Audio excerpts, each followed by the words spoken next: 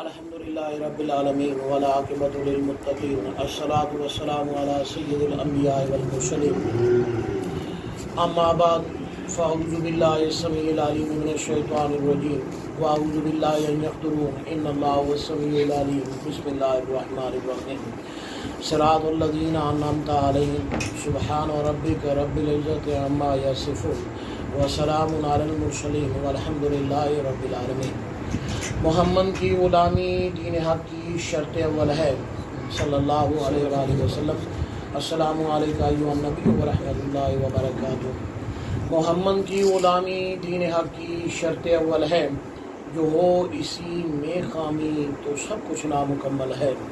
نگاہ عشق و مستی میں وہی اول وہی آخر، نگاہ عشق و مستی میں وہی اول وہی آخر، وہی قرآن وہی فرقان وہی یاسین وہی طٰہٰ۔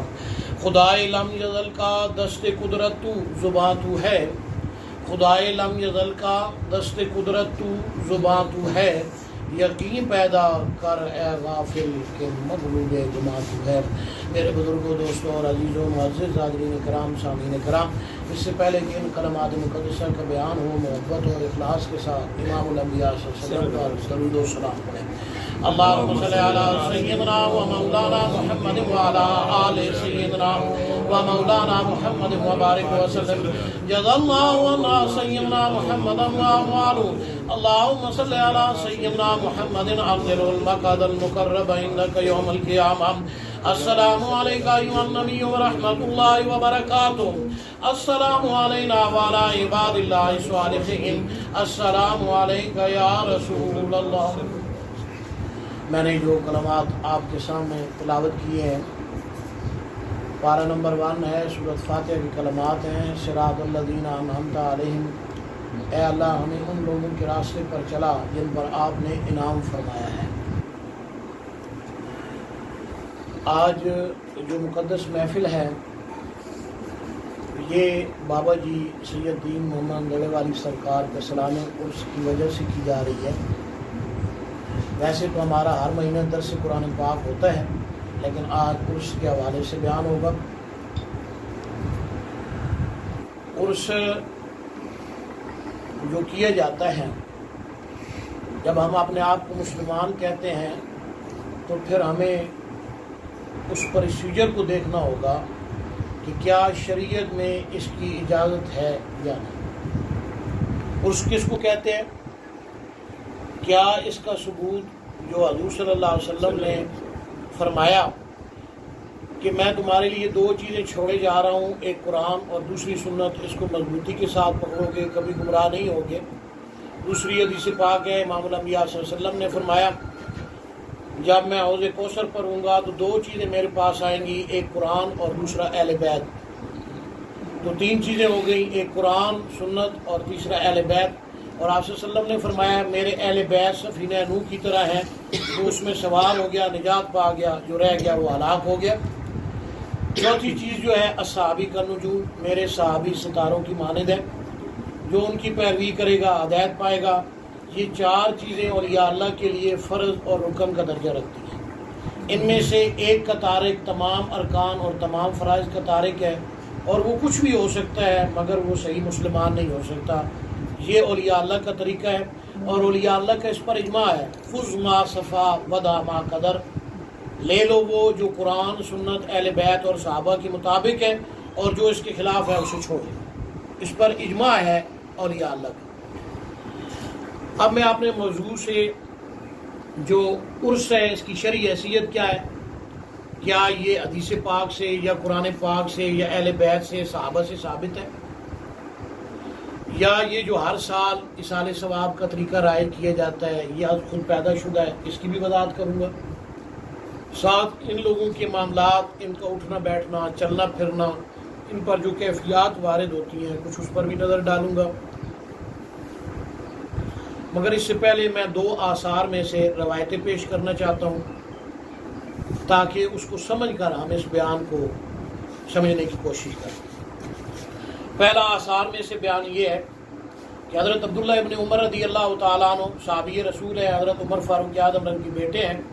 آپ فرماتے ہیں کہ جب نبی آخر الزمان حضرت محمد الرسول اللہ صلی اللہ علیہ وسلم اس دنیا فانی سے رخصت ہو گئے، کل نفس ذائقۃ الموت، کل من علیہا فان ویبقی وجہ ربک ذو الجلال والاکرام، موت کا جام آپ نے پی لیا۔ اس وقت صحابہ کی حالت یہ تھی کہ حضرت عمر فاروق اعظم رضی اللہ تعالیٰ عنہ نے تلوار نکالی، ننگی کالی، فرمایا جو یہ کہے گا کہ آج محمد فوت ہو گیا میں اس کا سر تن سے جدا کر دوں گا۔ حضرت عثمان ابن غفان رضی اللہ تعالیٰ عنہ جو خلیفہ راشد بھی ہیں زمین پر بیٹھ گئے اور اٹھ نہ سکے صدمے کی وجہ سے۔ حضرت علی رضی اللہ تعالیٰ عنہ جو شیر خدا اور مشکل کشا تھے صحابہ کے نزدیک، ان کی حالت یہ تھی کہ زمین پر بیٹھے تھے اور زبان سے کلام نہیں کر سکتے تھے اس صدمے کی وجہ سے۔ اس حالت میں حضرت سیدنا ابو بکر صدیق رضی اللہ تعالیٰ عنہ تشریف لائے، امام الانبیاء صلی اللہ علیہ وسلم کے رخ انور پر بوسہ دیا اور فرمایا یا رسول اللہ صلی اللہ علیہ وسلم، اللہ آپ پر کبھی بھی دو موتیں جمع نہیں فرمائے گا، اور تلاوت کی وما محمد الا رسول قد خلت من قبلہ الرسل۔ حضرت عبداللہ ابن عمر فرماتے ہیں جب آپ نے یہ آیت تلاوت کی ہماری آنکھوں کے اوپر جو پردہ تھا وہ اتر گیا، اور جس صدمے کو ہم برداشت نہیں کر پا رہے تھے ہمارا اتنا سینہ کشادہ ہو گیا کہ ہم نے حالات کو فیس کر لیا، برداشت کر لیا۔ اور آپ فرماتے ہیں کہ یہ حضرت سیدنا ابو بکر صدیق کی وجہ سے تھا جو انہوں نے اس آیت کو تلاوت کیا، اور ہمیں یہ محسوس ہو رہا تھا کہ شاید یہ آیت ابھی نازل ہوئی ہے، حالانکہ یہ چیز قرآن میں یہ آیت پہلے موجود تھی۔ بالکل اسی طرح تمام علوم قرآن اور حدیث میں موجود ہیں اہل بیت اور صحابہ کی طریقے کے مطابق، مگر آج ہماری آنکھوں کے اوپر پردہ ہے اور ہمارے سینوں میں وہ کشادگی نہیں ہے۔ ہاں، اس کے لیے حضرت بکر صدیق جیسی شخصیت چاہیے جو ہماری آنکھوں کے آگے سے وہ پردہ اتار دے، ہماری شرح صدر ہو جائے تاکہ ہم ان علوم سے واقف ہو سکیں۔ دوسری آثار میں سے روایت پیش کر کے میں اپنے موضوع کی طرف آتا ہوں۔ حضرت عبداللہ ابن عباس کون ہے؟ حضرت محمد صلی اللہ علیہ وسلم کی چچا ہیں، اہل بیت میں سے ہیں۔ آپ فرماتے ہیں کہ جب نبی آخر الزمان حضرت محمد رسول اللہ صلی اللہ علیہ وسلم اس دنیا فانی سے رخصت ہو گئے، ایک آواز آئی اور فرمایا حضرت محمد صلی اللہ علیہ وسلم پاک ہیں، انہیں غسل کی ضرورت نہیں ہے۔ حضرت عبداللہ ابن عباس کھڑے ہوئے جو اہل بیت میں سے ہیں، حضرت محمد صلی اللہ علیہ وسلم کی چچا ہیں، فرمایا ہم شریعت کو ترک نہیں کریں گے، ہم شریعت کو ترک نہیں کریں گے، ہم ایک غیبی آواز پر کس طرح حضور صلی اللہ علیہ وسلم کو غسل دینے سے روک دیں، جبکہ حضور کا اپنا حکم موجود ہے کہ ہر فوت شدہ آدمی کو غسل دینا چاہیے۔ اتنے میں ایک آواز آئی غیب سے اور فرمایا پہلی آواز ابلیس کی تھی اور میں خضر ہوں، حضرت محمد صلی اللہ علیہ وسلم کو غسل دیا جائے۔ یہ آثار میں سے ہے، اہل بیت ہے حضرت عبداللہ ابن عباس۔ تحقیق کرنا اہل بیت کا طریقہ ہے، تحقیق کرنا کس کا طریقہ ہے؟ اہل بیت کا طریقہ ہے۔ ہمیں اس پر کوئی اعتراض نہیں بلکہ ہمیں اس پر خوشی ہے۔ وہ عباد الرحمن، اور عباد الرحمن کی صفات میں سے ہے الذین یمشون علی الارض غونا واذا خاطبهم الجاہلون قالوا سلاما، کہ وہ اللہ کی آیات پر بھی اندھے گونگے اور بہرے ہو کر نہیں گرتے بلکہ اس میں غور و خوض کرتے ہیں، سمجھتے ہیں، تحقیق کرتے ہیں، پھر اسے اپنی زندگی کا حصہ بناتے ہیں۔ تو یہ اہل بیت کا طریقہ ہے۔ اس حوالے سے اس بیان کو سنیں تو پھر آپ کو وہ کافی مواد مل جائے گا جس کی آپ کو طلب ہے۔ صراط الذین انعمت علیہم، ہمیں ان لوگوں کے راستے کو دکھا جن پر آپ نے انعام فرمایا۔ اللہ سے ہم ہر نماز کے اندر اس چیز کی درخواست کرتے ہیں، چاہے ہم فرض نماز پڑھ رہے ہوں، نفل پڑھ رہے ہوں، عید کی نماز پڑھ رہے ہوں، وتر واجب پڑھ رہے ہوں، کوئی بھی نماز ہو، ہم نے اس میں غور نہیں کبھی کیا کہ ہم کیا کہتے ہیں، اس کا مفہوم کیا ہے۔ اللہ نے خود جواب دیا قرآن پاک میں دوسرے مقام پر، الذین انعم اللہ علیہم من النبیین والصدیقین والشہداء والصالحین وحسن اولئک رفیقا، کہ میرے انعام یافتہ لوگ وہ ہیں جو نبی و رسول ہیں، اہل بیت ہیں، صحابہ ہیں، اولیاء اللہ ہیں، صدیقین، شہداء اور صالحین کے مرتبے پر فائز ہیں، اور یہ بہترین رفیق ہے۔ اسی حوالے سے آج ہماری عرس کی محفل ہے۔ عرس کی شرعی حیثیت پہلے میں روایات سے پیش کر دوں تاکہ آپ کو سمجھنے میں آسانی ہو، عرس لفظ کی تحقیق بھی پیش کر دوں، پھر اس موضوع کو آگے اور بڑھاتا ہوں۔ حضرت حمزہ رضی اللہ تعالیٰ عنہ جو نبی آخر الزمان حضرت محمد رسول اللہ صلی اللہ علیہ وسلم کے چچا بھی ہیں اور دودھ شریک بھائی بھی ہیں. کیا ہے؟ دودھ شریک بھائی بھی ہیں، چچا بھی ہیں، اور انہوں نے حضرت محمد صلی اللہ علیہ وسلم کے ساتھ دودھ بھی پی ہے. جب حضرت حمزہ رضی اللہ عنہ شہید ہو گئے تو ہر سال نبی آخر الزمان حضرت محمد رسول اللہ صلی اللہ علیہ وسلم ان کی مرگت مبارک پر، ان کے مزار مبارک پر جاتے، قبر مبارک پر، اور انہیں اِیصال ثواب کرتے، مدینہ سے چل کر جاتے، اس کا اہتمام کرتے. تو ہر سال اِیصال ثواب کرنا، دعا کرنا، ایسے لوگوں کی قبر پر جانا، یہ کس کا طریقہ ہوا؟ حضرت محمد صلی اللہ علیہ وسلم کا. حضرت امام الانبیاء صلی اللہ علیہ وسلم کی دنیا سے رخصت ہونے کے بعد حضرت حمزہ رضی اللہ کی قبر پر سیدنا ابو بکر صدیق جو خلیفہ راشد ہیں ہر سال جایا کرتے اور وہاں پر دعا کا اہتمام کرتے. حضرت سیدنا ابو بکر صدیق رضی اللہ عنہ کی دنیا سے رخصت ہونے کے بعد حضرت سیدنا عمر فاروق اعظم رضی اللہ تعالیٰ عنہ ہر سال حضرت حمزہ رضی اللہ کی مرکز مبارک پر جایا کرتے، قبر مبارک پر، اور دعا کرتے، اِیصال ثواب کا اہتمام کرتے. حضرت عمر فاروق اعظم رضی اللہ کی دنیا سے رخصت ہونے کے بعد حضرت عثمان ابن غفان رضی اللہ تعالیٰ عنہ ہر سال حضرت حمزہ رضی کی قبر پر جاتے اور دعائیں مغفرت کرتے، اِیصال ثواب کرتے.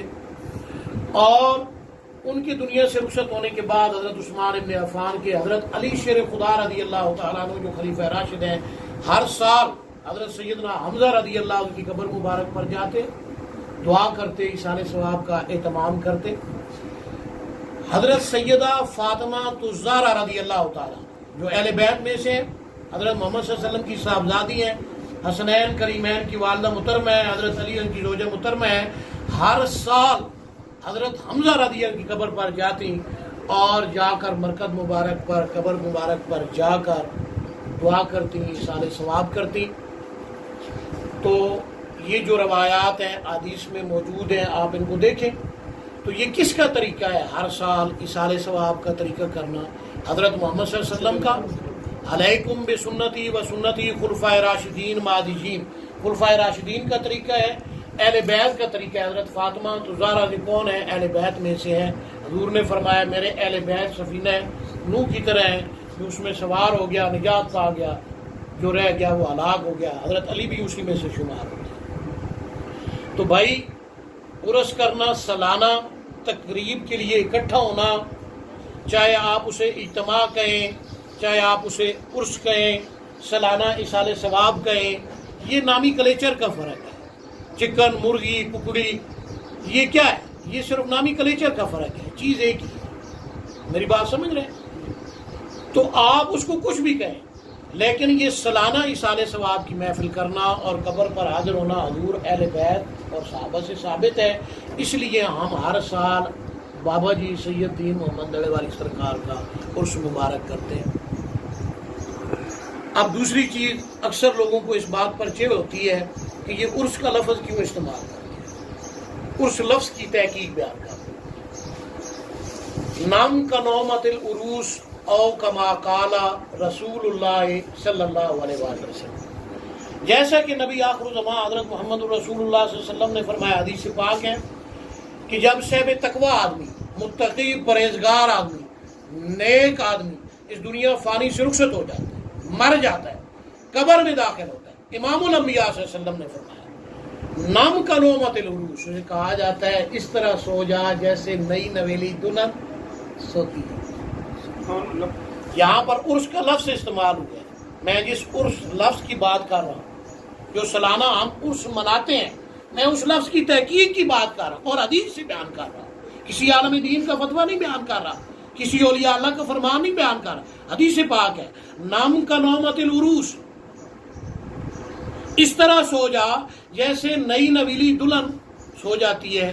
اور وہ کیسے ہوتا ہے؟ حضور صلی اللہ علیہ وسلم نے فرمایا، اور دنیا کے حالات بھی ہم دیکھتے رہتے ہیں، جب نئی نویلی دلہن آتی ہے ہم اسے اچھا لباس دیتے ہیں پہننے کے لیے، اچھا کھانا دیتے ہیں، اچھا بیڈ دیتے ہیں، اچھا کمرہ دیتے ہیں، اور اسے کوئی کام کاج نہیں کرواتے کہ بھائی آپ آرام سے بس یہاں پر بیٹھیں، آپ کو کوئی تکلیف نہ ہو، کوئی پریشانی نہ ہو. دنیا میں بھی ایسا ہوتا ہے اور وہاں پر قبر کے اندر بھی ایسا ہوگا. حضور صلی اللہ علیہ وسلم نے فرمایا جو صاحب تقوی لوگ، جو پرہیزگار لوگ، جو متقی لوگ، جو اولیاء اللہ لوگ، جو انعام یافتہ لوگ، صراط الذین انعمت علیہم، جب مرتے ہیں، جب قبروں میں داخل ہوتے ہیں تو انہیں یہ حکم دیا جاتا ہے نم کا نومت العروس۔ یہ گناہگار آدمی کے لیے نہیں ہے، یہ کافر کے لیے نہیں ہے کہ تو نئی نویلی دلہن کی طرح سو جا، یہ کافر کے لیے نہیں ہے، یہ عقیدے کے فاسق کے لیے نہیں ہے، یہ منافق کے لیے نہیں ہے، یہ گناہگار آدمی کے لیے نہیں ہے، بلکہ اس آدمی کے لیے ہے جو انعام یافتہ ہے، صاحب تقویٰ ہے، تو اس کو قبر کے اندر پھر تکلیف نہیں ہوتی۔ دیگر بے شمار روایات ہیں، حضور صلی اللہ علیہ وسلم نے فرمایا، بے شمار روایات ہیں، ایک روایت پیش کرتا ہوں، حضور صلی اللہ علیہ وسلم نے فرمایا کہ جب بندہ قبر میں جاتا ہے نیک آدمی، تو جیسے ماں کی گود میں بچہ جاتا ہے، ماں اسے پیار کرتی ہے اور دباتی ہے، تو وہ کیسے ہوتا ہے؟ دنیا کی پریشانیاں ساریاں بھول جاتا ہے، سو جاتا ہے سکون کے ساتھ، اسے کوئی غم نہیں ہوتا۔ اس طرح وہ انعام یافتہ لوگ نام کا نومت العروس اپنی قبر میں ہوتے ہیں۔ یہ قبر کی مٹی، حضور نے فرمایا یہ زمین اسے اس طرح پیار کرتی ہے جیسے ماں اپنی گودی میں بچے کو پیار کرتی ہے، سلاتی ہے، اس طرح لوری دیتی ہے، اس طرح اس کے ساتھ معاملہ کرتی ہے کہ وہ بالکل کوئی اس کی جو پریشانی اور تکلیف ساری ختم ہو جائے۔ اس لیے فرمایا نام کا نومت العروس۔ تو ہم ہر سال کیوں عرس مناتے ہیں؟ کیونکہ یہ حضور، اہل بیت اور خلفائے راشدین کا طریقہ ہے، اور یہ حدیث سے ثابت ہے عرس کا لفظ بھی، کہ کسی کو عرس کے لفظ سے چڑھو کہ بھائی یہ کیوں کرتے ہیں، ایسا ہونا چاہیے، نہیں ہونا چاہیے، میں اس کی تحقیق بیان کروں، تو بھائی یہ قرآن اور حدیث سے ثابت ہے، اس لیے ہم کرتے ہیں۔ اب ان لوگوں کے حالات کیا ہوتے ہیں جو ہم نماز میں بھی کہتے ہیں، ان لوگوں کی زندگیاں کیسی ہوتی ہیں اور ان کا تذکرہ کرنا کیسے۔ اب ہم یہاں بیان کر رہے ہیں نا بابا جی کے متعلق، یہ تذکرہ کرنا میں اس کو حدیث سے آپ کو بیان کر رہا ہوں کہ حضور کے نزدیک اس کا درجہ کیا ہے۔ نبی آخر الزمان حضرت محمد الرسول اللہ صلی اللہ علیہ وسلم نے فرمایا یہاں انعام یافتہ لوگ اولیاء اللہ کا ذکر ہوتا ہے، وہاں اللہ کی برکتیں نازل ہوتی ہیں۔ کسی عالم دین کا فتویٰ نہیں بتا رہا، کسی ولی کا فرمان نہیں بتا رہا، حضور نے فرمایا، حدیث پاک ہے، جہاں کسی ولی کا تذکرہ ہوتا ہے، بات چیت ہوتی ہے، اس کے بارے میں کیا ہوتا ہے؟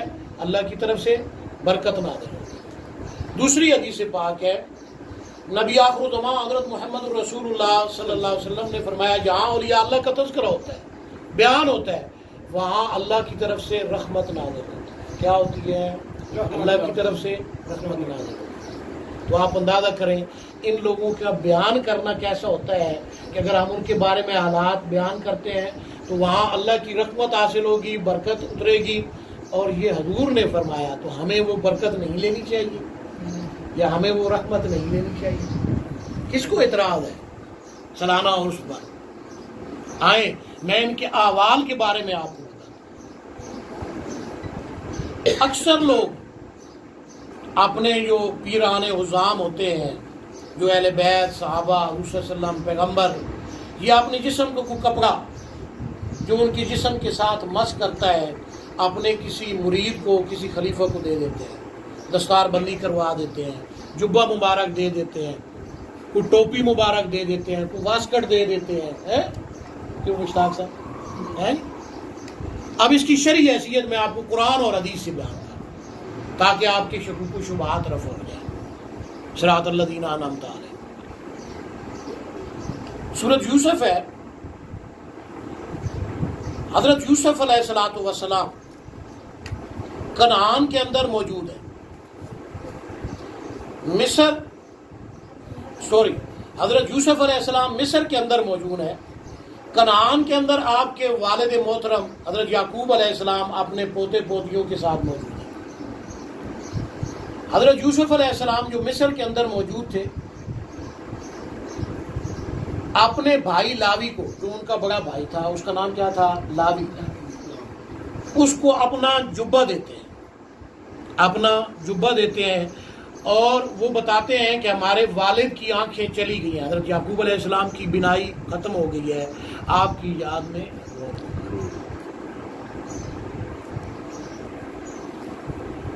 آپ لاوی کو جبہ دیتے ہیں اور فرماتے ہیں جاؤ یہ میرے والد کے چہرے پر ڈال دینا، اس سے ان کی بینائی لوٹ آئے گی۔ اب 17 دن کا سفر ہے، کتنے دنوں کا سفر ہے؟ 17 دنوں کا سفر ہے۔ جب جبہ وہ وہاں سے چلتا ہے، وہ جبہ ہے کس کا؟ وہ ابراہیم خلیل اللہ علیہ السلام کا جبہ تھا، جو حضرت یعقوب علیہ السلام نے اپنے بیٹے حضرت یوسف کو دیا تھا۔ یہ تبرکات کتنا فائدہ دیتے ہیں اور یہ لوگ کیوں دیتے ہیں، اس کی فیوز و برکات کیا ہوتی ہے، میں وہ بتانا چاہ رہا ہوں۔ یہ حضرت سیدنا ابراہیم خلیل اللہ علیہ السلام کا جبہ مبارک تھا، جو حضرت یعقوب علیہ السلام نے اپنے بیٹے یوسف کو دیا تھا۔ جب یوسف علیہ السلام وہی جبہ ابراہیم خلیل اللہ کا دیتے ہیں اپنے بھائی لاوی کو، اور کہتے ہیں جاؤ یہ لے جاؤ اور میرے والد کے چہرے پر ڈالنا، ان کی نگاہ لوٹا۔ 17 دن کا سفر ہے۔ ادھر کنعان میں حضرت یعقوب بیٹھے ہیں اپنے پوتے پوتیوں کے پاس، فرماتے ہیں اگر تم یہ نہ کہو کہ میرا دماغ خراب ہو گیا ہے، میں مجنون ہو گیا ہوں، میں بھول رہا ہوں، تو میں تمہیں یہ بتاؤں کہ مجھے یوسف کی خوشبو آ رہی ہے۔ یہ اس قرآن کی آیت کا ترجمہ ہے۔ میں اس جبے کی شرعی حیثیت آپ کو بتا رہا ہوں کہ یہ لوگ کیوں دیتے ہیں اور اس کی فیوز و برکات کیا ہے۔ جب آپ نے یہ کہا تو وہاں پر جو موجود تھے انہوں نے کہا لگتا ہے آپ کو کچھ ہو گیا ہے، کیونکہ وہ تو بچے تھے یوسف علیہ السلام جو چلے گئے، اب تو کتنے سال گزر گئے، اب تو کتنے سال گزر گئے۔ 17 دن کا سفر ہے۔ وہ جبہ آتا ہے، لاوی لے کر آتا ہے آپ کا بھائی، حضرت یعقوب کے چہرے پر جو ہی ڈالتا ہے آپ کی بینائی واپس آ جاتی ہے۔ جب بینائی واپس آتی ہے آپ نے فرمایا کیا میں نے تم سے نہیں کہا تھا کہ مجھے یوسف کی خوشبو آ؟ اب یہاں پر سنیں، غور کریں اس جبے کی فیوز و برکات، اور آگے سے سوال دیکھیں جو آج کل کے لوگ کرتے ہیں۔ حضرت خضر کون ہے؟ کوئی عام آدمی نہیں ہے، بنی اسرائیل کا ولی کامل ہے۔ انہوں نے سوال کیا اے یعقوب یہ تو بتا، اے یعقوب یہ تو بتا کہ جب یوسف اس کنویں کے اندر موجود تھا، تو اس کی منڈیر کے اوپر کھڑا تھا، اس وقت تجھے یوسف کا پتہ نہ چلا۔ اب جب 17 دن کا سفر ہے، 17 دن کا سفر ہے، تو کنعان میں ہے، وہ مصر میں ہے، وہاں سے جبہ چلتا ہے، تو کہتا ہے مجھے یوسف کی خوشبو آ۔ یہ راز بھی سنا، یہ جواب ہے ان لوگوں کا جو آج بدتینت لوگ، گمراہ لوگ سوال کرتے ہیں۔ جو پانی میں برتن میں ہوتا ہے وہی باہر آتا ہے، برتن میں پانی ہوگا وہی پانی باہر آئے گا، دودھ ہوگا دودھ باہر آئے گا، اندر غلاظت ہوگی باہر بھی غلاظت ہی آئے گی۔ یہ ان کی قلوب کی غلاظت ہوتی ہے جو اکثر لوگ اپنی بدتینی کی وجہ سے کرتے ہیں۔ جب حضرت خضر نے کہا، حالانکہ ولی کامل ہے، یہ درس عبرت ہے لوگوں کے لیے، فرمایا یہ تو راز تو بتا کہ جب منڈیر پر تو کھڑا تھا اس وقت تو تجھے پتہ نہیں چلا، 17 دن کا رستہ ہے اور تو کہتا ہے مجھے یوسف کی خوشبو آ رہی۔ فرمایا اس لیے کہ اللہ تعالیٰ چاہتے تھے کہ یوسف علیہ السلام کا درجہ اور مقام اور حق نبوت و ولایت ہم پر ظاہر کر دیں۔ یوسف علیہ السلام کا جو درجہ ہے میری اولاد میں سے، ہمارے خاندان میں سے، وہ نمایاں کر دیں۔ اس لیے میں منڈیر پر کھڑا تھا، مجھے یوسف کی خوشبو نہ آئی، اور اس لیے تاکہ اللہ نے مجھے آزمائش میں ڈالا کہ میری محبت زیادہ تھی یوسف کے متعلق دوسرے بھائیوں کے، تاکہ میں آزمائش میں مبتلا ہوں اور اعتدال پر آؤں اور انصاف کرنے والا بنوں، اور آزمائش میں مبتلا ہو کر خود بھی اپنی اصلاح کروں۔ تو یہ جواب تھا حضرت یعقوب علیہ السلام۔ اللہ اگر ان لوگوں کے سامنے کسی چیز کو نمایاں کرتا ہے اس میں بھی راز ہے، اور اگر پوشیدہ کرتا ہے تو اس میں بھی راز ہے۔ اور جبے کی شرعی حیثیت کی کوئی سمجھ آئی؟ کیا فائدہ دیتا ہے؟ ٹوپی دے دیں، امامہ دے دیں، رومال دے دیں، واسکٹ دے دیں، کچھ سمجھ آئی؟ آج میں اس کی مزید وضاحت کر دیتا ہوں۔ صراط الذین انعمت علیہم بابا جی کا سالانہ عرس ہے، اس کے حوالے سے کہ یہ لوگ کیوں دیتے ہیں۔ مشتاق صاحب کو کچھ حصہ ملا، ہمیں بھی ملا، اس کی شرعی حیثیت کیا ہے؟ نبی آخر الزمان حضرت محمد الرسول اللہ صلی اللہ علیہ وآلہ وسلم نے طلب کیا حضرت عمر فاروق اعظم رضی اللہ تعالیٰ عنہ کو، حضرت علی شیر خدا رضی اللہ عنہ کو اپنا جبہ مبارک دیا۔ کس کا جبہ دیا؟ وہ ابراہیم کا جبہ ہے جس کا اتنا اثر ہے، نابینا آدمی کی بینائی لوٹ آتی ہے، خوشبو اتنی دور سے پتہ چل جاتی ہے۔ یہ حضرت محمد صلی اللہ علیہ وسلم کا جبہ ہے۔ جبہ دیا حضرت عمر فاروق اعظم رضی اللہ کو، حضرت علی رضی اللہ کو، فرمایا کرن میں جانا، کرن میں جانا وہاں اویس کرنی ہے، اس کے ہاتھ پر برس کا نشان ہے، کرن کے اندر رہتا ہے، بنی کلب کے بھیڑوں کے بالوں کے برابر، جن میرے امتیوں پر جہنم واجب ہو چکی ہوگی، اس کی وجہ سے وہ جنت میں داخل ہوں گے، ان کو یہ جبہ میرا پیش کرنا اور کہنا کہ میری امت کے لیے کام۔ یہ ہے جبہ کی شرعی حیثیت۔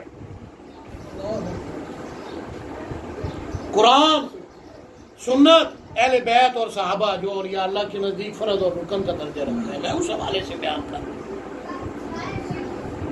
حضرت عمر، حضرت علی گئے، کرن کے اندر گئے، لوگوں سے پوچھا یہاں اویس رہتا ہے؟ ان کا وہ پاگل، جب لوگ ہنستے ہیں تو وہ روتا ہے، جب لوگ روتے ہیں تو وہ ہنستا ہے۔ اس پاگل کی دیوانے کی بات کر رہے ہیں۔ فرمایا اس بات کو چھوڑو، تمہیں معلوم نہیں کہ وہ کیسے دیوانہ ہے، یہ بتاؤ ملے گا کہاں؟ فرمایا جنگل میں چلے۔ جنگل میں گئے، جنگل میں گئے، کیا دیکھتے ہیں؟ اویس کرنی نماز پڑھ رہا ہے، ریوڑ بکریوں کے خود بخود چل رہے ہیں، بھیڑیے بھی پھر رہے ہیں، حفاظت کر رہے ہیں، بکریاں خود بخود چل رہی ہیں۔ یہ ہے اویس کرنی۔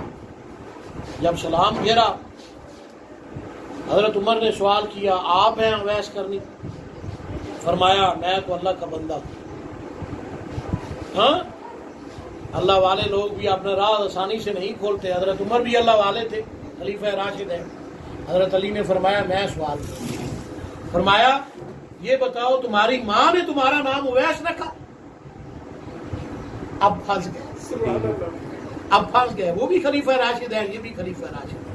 وَعِندَهُ عِلْمُ الْكِتَابِ، ہاں وَعِندَهُ عِلْمُ الْكِتَابِ کی زبان سے جب نکلا نا تمہاری ماں نے تمہارا نام اویس رکھا، فرمایا ہاں میرا نام اویس۔ فرمایا یہ جبہ لو، امام الانبیاء صلی اللہ علیہ وسلم نے بھیجا ہے، اور اس امت کی مغفرت کے لیے دعا کرو۔ حضرت اویس کرنی روئے، جبے کو لیا، اس امت کے لیے دعا کرو، اور یا اللہ کے پاس جانا، جبے کی شرعی حیثیت، یہ حضور خلفائے راشدین کا طریقہ ہے، حضور کا حکم ہے، خلفائے راشدین کا طریقہ ہے۔ اور اس سے استفادہ کیسے ہوتا ہے، ان لوگوں کی دعائیں کیسے قبول ہوتی ہیں؟ حضور فرما رہے ہیں بنی کلب کے بکریوں اور بھیڑوں کے بالوں کے برابر جتنے لوگوں پر میری امت کے جہنم واجب ہو چکی ہوگی، یہ صرف اویس کی دعا کی وجہ سے، اس کی شفاعت کی وجہ سے۔ سبحان اللہ۔ اس لیے ہم ان کا عرس مناتے ہیں، اس لیے ہم ان کے جبے، ان کی دستار بندیاں، ان کی ٹوپیاں، ان کی جسم کے ساتھ ٹچ ہونے والے وہ چیزیں ہم لیتے ہیں تاکہ ہمیں وہ فیوض و برکات حاصل ہو، جیسے یوسف، جیسے ابراہیم کے جبے سے یعقوب کو فیوض و برکات حاصل، بینائی لوٹ آئی، جیسے حضور کے جبے کو لے کر کتنے بے شمار لوگ جہنم سے نجات پائے، حضرت اویس کرنی کی دعا کی وجہ سے۔ صراط الذین انعمت علیہم۔ بابا جی کا عرس مبارک، سالانہ عرس مبارک کی تقریب ہے، جہاں ان کا تذکرہ ہوتا ہے وہاں اللہ کی رحمتیں اور برکتیں نازل ہوتی ہیں، جہاں ان کا جبہ یہ خلفاء کو پیش کیا جاتا ہے، جیسے وارث تھے اس علم کے حضرت یوسف علیہ السلام، اس خاندان کے، انہیں جبہ دیا، جیسے حضور صلی اللہ علیہ وسلم کی روحانی علوم کے وارث تھے حضرت اویس کرنے۔ ہاں، اس لیے یہ جبہ انہیں دیا۔ یہ ان لوگوں کو جبے دیے جاتے ہیں جو اس خلافت کے نظام کو آگے چلانے والے لوگ ہوتے ہیں۔ ہاں، ہر آدمی کو نہیں دیا جاتا کہ کوئی بھی اٹھ کے آ جائے اس کو یہ دے دیں، ایسا نہیں ہوتا۔ پھر یہی نہیں کہ یہ ان کے جبوں کی حالت ہے، یہ ان کی قصص کا معاملہ ہے، یہ ان کے سالانہ احسان ثواب کا معاملہ ہے، صرف یہی نہیں، بلکہ ان کا درجہ اور مقام اللہ کے نزدیک اور حضور صلی اللہ علیہ وسلم کے نزدیک کیا ہے۔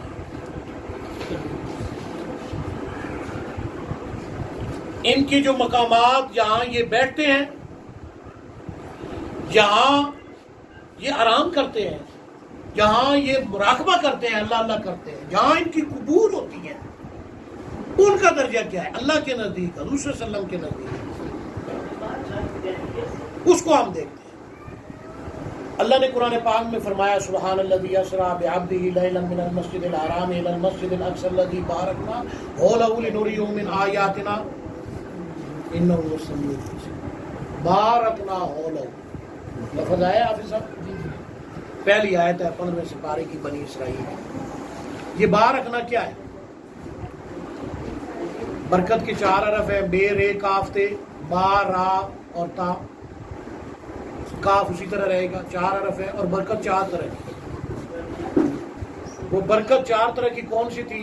ایک 2 ظاہری برکتیں ہیں کہ وہاں پر باغات تھے طرح طرح کے، اس وجہ سے اللہ نے اسے بارکنا کا لفظ فرمایا اور اپنی طرف منسوب کیا کہ ہماری طرف سے اس میں برکت۔ اور دوسرا وہاں پر نہریں تھی، چشمے تھے، پانی، اس وجہ سے اسے بارکنا۔ اور 2 روحانی چیزیں تھی کہ وہ انبیاء کی قبور ہے، وہاں پر انبیاء کی مراقبہ گاہیں ہیں جہاں وہ اللہ اللہ کیا کرتے تھے، ان کی قبور ہے، انہیں فرمایا بارک اللہ۔ اب سمجھ آ رہی ہے؟ وہ میں نے حدیث بیان کی تھی جہاں اللہ والوں کا تذکرہ ہوتا ہے وہاں برکت نازل ہوتی ہے، صرف وہاں نہیں، ان کی قبور پر بھی اللہ کی برکت نازل ہوتی ہے، ان کی قبور پر بھی اللہ کی برکت نازل ہوتی ہے، ان کی قبور پر بھی، ان کی مراقبہ گاہوں پر بھی اللہ کی رحمت نازل ہوتی ہے۔ آئیں میں پہلے دلیلیں اور طریقے سے دوں، حدیث سے، پھر قرآن سے بھی آپ کو اور سمجھاتا ہوں۔ امام الانبیاء صلی اللہ علیہ وسلم جب غار کے اندر موجود ہیں، پہلی وہی آپ پر نازل ہوئی اقرا بسم ربک الذی خلق، تو یہ کیا ہے؟ آج کوئی بھی حاجی جاتا ہے، اجماع مسلمانوں کے اجماع کی بات کر رہا ہوں، حج پر جاتا ہے، عمرے پر جاتا ہے، وہ کیا کہتا ہے؟ زیارت پر چلے، حالانکہ وہاں پر کوئی مسجد نہیں ہے غار کے اندر، صرف حضور صلی اللہ علیہ وسلم پر اقرا بسم ربک الذی خلق خلق الانسان من علق اقرا وربک الاکرم الذی علم بالقلم علم الانسان ما لم یعلم۔ ابتدائی آیات نازل ہوئی، کیا ہے؟ وہ حضرت محمد صلی اللہ علیہ وسلم کی مراقبہ گاہ ہے۔ ہاں، جیسے ادھر برکتیں نازل ہو رہی ہیں یہاں بھی برکتیں نازل ہو رہی ہیں، کیوں کہ یہ حضرت محمد صلی اللہ علیہ وسلم 1,24,000 پیغمبر کی مراقبہ گاہ ہے۔ اس لیے آج کوئی بھی مسلمان ہے عقیدے کے اعتبار سے کتنا ہی غلط ہو، کہتا ہے آؤ زیارات کے لیے چلیں، وہ اسے ادب سے نام لیتا ہے، وہاں جاتا ہے زیارت کے لیے۔ صرف یہی نہیں، اصحاب صفا مسجد نبوی میں جا کر دیکھو، الحمدللہ میں بھی گیا، وہاں 2 رکعت نفل نماز پڑھنے کا حکم ہے، میں نے بھی وہاں پر جا کر پڑھے۔ وہ مسجد نبوی سے اٹھی ہوئی جگہ ہے، 1.5 فٹ اسے اونچا رکھا گیا ہے زمین سے، اور اس کو نمایاں کیا گیا اصحاب صفا کی جگہ پر۔ وہاں کون بیٹھتے تھے؟ صحابہ کرام بیٹھتے تھے، اللہ اللہ کرتے تھے، عبادت و ریاضت کرتے تھے، حضور صلی اللہ علیہ وسلم انہیں جو درس دیتے تھے وہ لیتے تھے۔ آج بھی وہاں نماز پڑھنے کا حکم ہے اور وہ جگہ نمایاں ہے۔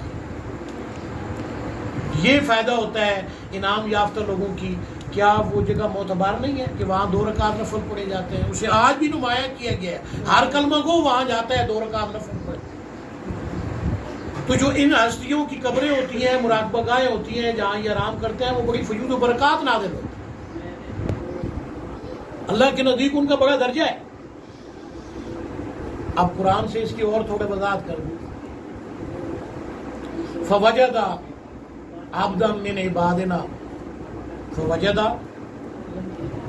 عبدا من عبادنا آتیناہ رحمۃ۔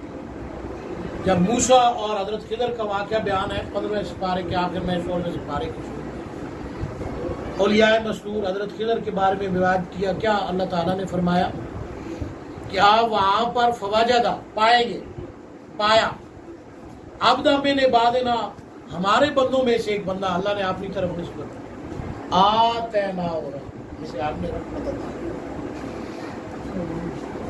کوئی ولی بنتا ہے اللہ کی رحمت سے بنتا ہے، کوئی پیغمبر بنتا ہے اللہ کی رحمت سے بنتا ہے۔ ہاں،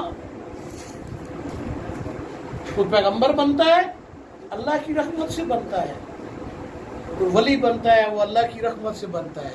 جب وہ اللہ کی رحمت سے پیغمبر بنا، جب وہ اللہ کی رحمت سے ولی بنا، تو اس پر رحمتیں کیوں نہیں نازل ہوں گی؟ اس کا اٹھنا بیٹھنا چلنا پھرنا، اس کی زندگی، اس کی قبر پر، اس کی مراقبہ گاہ پر کیوں نہیں اللہ کی رحمتیں نازل ہوں گی اور برکتیں نازل ہوں گی؟ آؤ واقعہ سے بیان کر دوں تاکہ سمجھنے میں آسانی ہو۔ خواجہ نظام الدین اولیاء رحمۃ اللہ علیہ، وقت کے ولی کامل ہے، ایک عالم دین، ان سے ملاقات کی غرض سے گیا پتہ چلا کہ بڑے ولی کامل ہے، ان سے ملاقات کرتا ہوں. تو آپ نے فرمایا اس کا کھانا میرے کمرے میں لاؤ. دیکھا کمرہ بڑا ٹھاٹ باٹ سجا ہوا ہے. فرمایا یہ کون سا پیر ہے جس کے تو اتنے عالی شان بیڈ شیڈ لگے ہوئے ہیں. کھانا کھلایا. فرمایا عالم دین سے کہ آپ سو جاؤ، اس کی چارپائی بھی میرے ساتھ لگاؤ، یہ آرام میرے ساتھ کرے. خواجہ نظام الدین اولیاء بیڈ پر سو گئے. آپ جناب عالم دین صاحب بھی سو گئے. تو انہوں نے کیا کیا، مصلی اٹھایا عالم دین نے اور اٹھ کر نماز پڑھنا شروع کر دی. اب نماز پڑھ رہے ہیں اور سوچ رہے ہیں کہ میں تو نماز پڑھ رہا ہوں، عالم دین ہے، اور یہ دیکھو یہ کیسا ولی ہے، آرام سے سوئے ہوئے ہیں، نوافل پڑھ کے ہیں. کافی دیر کے بعد خواجہ نظام الدین اولیاء نے فرمایا اب رات بہت ہو گئی ہے حضرت، کچھ سو بھی جائے، اتنی محنت کر لی ہے، مصلی پر وقت گزار لیا، اب کچھ دیر آرام کریں. تو عالم دین سو گیا. پیر صاحب نے چونکہ کہا تھا جب سویا تو خواب دیکھ رہا ہے. عالم دین خواب دیکھ رہا ہے، اوپر سے ایک نور ہے جو مسلسل حضرت خواجہ نظام الدین اولیاء کے اوپر برس رہا ہے، مسلسل، اس میں کوئی تعطل نہیں ہے، کوئی رکاوٹ نہیں ہے، مسلسل لگا تھا. اور اس عالم دین کے سر پر ایک دیا ہے، کبھی جلتا ہے کبھی بجھتا ہے، کبھی جلتا ہے کبھی بجھتا ہے. اٹھا، عالم دین تھا، اس نے سوال کیا حضرت یہ خواب کی تعبیر تو بتائیں، یہ کیا ماجرا ہے؟ فرمایا خواجہ نظام الدین اولیاء رحمۃ اللہ علیہ نے اللہ بیوی بچوں کے تعلق سے پاک ہے، اللہ اس تعلق سے پاک ہے، لیکن جیسے ماں کے نزدیک بچہ اس کی گودی میں پیشاب کر رہا ہوتا ہے، وہ اوپر سے چوم رہی ہوتی ہے، پیار کر رہی ہے، وہ پخانہ کر رہے ہو تب بھی، سو رہا ہو تب بھی، کھڑا ہو بیٹھا ہو تب بھی، اسے ہر حال میں اچھا لگ رہا ہو. اللہ ان چیزوں سے پاک ہے، لیکن اللہ ہم سے اسی طرح محبت کرتا ہے. ہم سوئی ہوئی ہوں، ہم بیٹھے ہوں، پخانہ کر رہے ہوں، اللہ کا نور ہم پر برستا ہی رہتا ہے. یہ وہ نور تھا جو آپ نے ہے، اور آپ پر وہ نور جو ٹمک، کبھی بجھ جاتا تھا چراغ، کبھی جلتا تھا. کھڑے آپ جہاں نماز پڑھ رہے ہیں اور میرے بارے میں سوچ رہے ہیں کہ یہ سو رہا ہے. خدا کے سامنے کھڑے ہو کر ایسی باتیں سوچتے ہیں، نماز کی طرف توجہ نہیں ہے آپ لوگ، اس لیے وہ کبھی بجھ جاتا ہے کبھی جلتا ہے. یہ آپ کی ایمان کی وہ حالت ہے. اب اس چیز کو حدیث سے بیان کروں. فوجدہ عبدا من عبادنا آتینا، حضور صلی اللہ علیہ وسلم نے فرمایا، قرآن کی آیت بھی ہے، وَاعْتَصِمُوا بِحَبْلِ اللَّهِ جَمِيعًا وَلَا تَفَرَّقُوا. حضرت جابر رضی اللہ تعالیٰ عنہ راوی ہیں، امام الانبیاء صلی اللہ علیہ وآلہ وسلم نے فرمایا اللہ کی رسی کو مضبوطی کے ساتھ پکڑو، حبل اللہ والقرآن، اور تفرقہ میں نہ پڑو. اور وہ کیا ہے؟ وہ قرآن پاک ہے. اس کا ایک سرا بندے کے پاس ہے، ایک سرا کس کے پاس ہے؟ اللہ کے پاس ہے. اور یا اللہ جو قلبی، روئی، سری، خفی، اخفا لطائف کا ذکر کرتے ہیں، وہ ذکر چل رہا ہے. اس کا ایک سرا ولی کے پاس ہے، ایک اللہ کے پاس ہے. وہ رسی نور کی اوپر سے نیچے تک کیا ہے؟ فوجدہ عبدا من عبادنا آتیناہ رحمۃ. ان لوگوں کا اٹھنا بیٹھنا، ان لوگوں کا چلنا پھرنا، ان کی زندگی، ان کی قبریں، ان کی موت، موت کے بعد جو احوال ہے، ہر وقت وہ اللہ کی رحمت پہ رہتے ہیں. کیسے نہ رحمت برسے، پھر کیسے نہ برکت. صراط الذین انعمت علیہم، اے اللہ ہمیں ان لوگوں کے راستے پر چلا جن پر آپ نے انعام فرمایا. ان کے جو احوال ہوتے ہیں جب یہ چلتے ہیں، ان کی جو نگاہیں ہوتی ہیں، ان کی جو قلوب ہوتے ہیں، ان کے جو اسرار ہوتے ہیں، وہ کیا ہوتے ہیں، اس کے بارے میں بھی تھوڑا بیان کر دوں. حضرت عبداللہ ابن عباس رضی اللہ تعالیٰ راوی ہیں، امام الانبیاء صلی اللہ علیہ وآلہ وسلم نے فرمایا حضرت آدم علیہ السلام کی تخلیق سے 500 سال پہلے، کتنا؟ حضرت آدم علیہ السلام کی تخلیق سے 500 سال پہلے اللہ کے عرش کے ارد گرد حضرت محمد صلی اللہ علیہ وسلم طواف کر رہے ہیں. کیا کر رہے ہیں؟ حضرت محمد صلی اللہ علیہ وسلم طواف کر رہے ہیں، روح مبارک طواف کر رہی ہے. اللہ نے آپ کی طرف توجہ کی، آپ نے فرمایا الحمدللہ. اللہ نے فرمایا میں جانتا ہوں کہ تو سب سے زیادہ میری تعریف کرے گا، اس لیے میں نے تیرا نام محمد رکھا. سبحان اللہ. اب یہ حدیث پاک ہے. جو حضور کی حالت ہے وہ کیا ہے؟ اللہ کے عرش کے ارد گرد طواف کہتے ہیں. اس کو ہم ولایت میں روحانیت میں ہمت کہتے ہیں. انبیاء کی ہمت یہ ہوتی ہے کہ زمین پہ چلتے ہیں، ان کی روحیں اللہ کے عرش کے ارد گرد پرواز کرتی ہیں. میری بات آپ کو سمجھ آ رہی ہے؟ ہاں، حضرت آدم سے لے کر حضرت محمد صلی اللہ علیہ وسلم تک جتنے نبی اور رسول آئے، جب یہ زمین پر چلتے تھے ان کی روحیں اللہ کے عرش کے ارد گرد پرواز کرتی ہیں، انوارات برس رہے ہیں. یہ ان کی ہمت ہے. اس کو ہم ولایت میں ہمت کہتے ہیں. اور اولیاء اللہ کی ہمت کیا ہوتی ہے؟ اہل بیت صحابہ اور اولیاء اللہ کی ہمت کیا ہے؟ بھائی وہ پیغمبر تو نہیں ہے، اس میں کوئی فرق بھی ہوگا. ان کی ہمت یہ ہے، بے شمار 29 صحابہ سے روایت ہے، جن میں حضرت خلیفہ راشد حضرت عمر فاروق اعظم رضی اللہ، حضرت علی رضی اللہ تعالیٰ عنہ، صحابہ میں سے حضرت اہل بیت میں سے حضرت عبداللہ ابن عباس، حضرت شداد بن اوس، حضرت انس، حضرت ابو ہریرہ، بے شمار صحابہ ہم سے روایت ہے. بہرحال حضور صلی اللہ علیہ وسلم جب معراج پر جاتے ہیں، سدرۃ المنتہا پر سیدنا جبرائیل علیہ السلام فرمایا آگے بڑھو. فرمایا یہاں سے آگے نہیں جا سکتے، میرے اور اللہ کے درمیان 70,000 عجائب. جبرائیل کیا کہہ رہے ہیں؟ حدیث پاک ہے، میرے اور اللہ کے درمیان 70,000 عجائبات ہیں، اگر میں ذرا سا بھی آگے بڑھوں گا تو جل جاؤں گا، برداشت نہیں کروں. یہ 70,000 وہ عجائبات ہیں جس میں غیر نبی اور رسول جب وہ زمین پر چلتے ہیں ان کی ہمت یہ ہوتی ہے کہ وہ ان انوارات کے اندر رہتے ہیں. یہاں تک پہنچ جبرائیل کی بھی نہیں ہے، وہ اللہ کے عجائبات، وہ انوارات، ان کے اندر ان کی روحیں ہوتی ہیں، ان کی ہمت وہ ہوتی ہے. جیسے پیغمبروں کی ہمت یہ ہے کہ اللہ کے ارد گرد طواف کرتی ہیں، اور یا اللہ کی ہمت یہ ہے کہ وہ ان عجائبات کے اندر ان کی ارواح. آپ کہیں گے یار حدیث سے بیان کر دیا، کسی واقعے سے بھی سمجھاؤ کہ کچھ سمجھنے میں آسانی ہو. جنید بغدادی رحمۃ اللہ علیہ ولی کامل ہے، بیٹھے ہیں، آپ کی بیوی آپ کے پاس بیٹھی، بالوں میں کنگھی کر رہی. شیخ شبلی رحمۃ اللہ علیہ آتے ہیں اور سامنے آ کر بیٹھ جاتے ہیں. اب بیوی کنگھی کرتی رہتی ہے، تھوڑی دیر کے بعد وہ رونا شروع کر دیتے ہیں. تو حضرت جنید بغدادی اپنی بیوی کو کہتے ہیں آپ پردہ کرو. بیوی کو بڑا غصہ آیا کہ اتنی دیر تو ہو گئی ہے، سامنے بیٹھے ہیں آپ مجھے کہتے ہیں پردہ کرو. خیر جب چلے گئے پوچھا یہ کیا ماجرا ہے؟ فرمایا وہ آئے ہمارے پاس ہی تھے، آئے بھی ہمارے پاس تھے، بیٹھے بھی ہمارے ہی سامنے تھے، لیکن ان کی روح عالم بالغ ہے. کیا؟ تیرے سامنے جہاں اور بھی ہیں. اقبال کیا کہتے ہیں؟ تیرے سامنے جہاں اور بھی ہیں. روح عالم بالا میں تھی، اس کا جسم یہاں پر تھا. جب اس کی روح کا جسم کے ساتھ اتصال ہوا تو وہ رویا. میں سمجھ گیا کہ اب شریعت کو حکم لاگو ہوتا ہے، اس لیے میں نے کہا تمہیں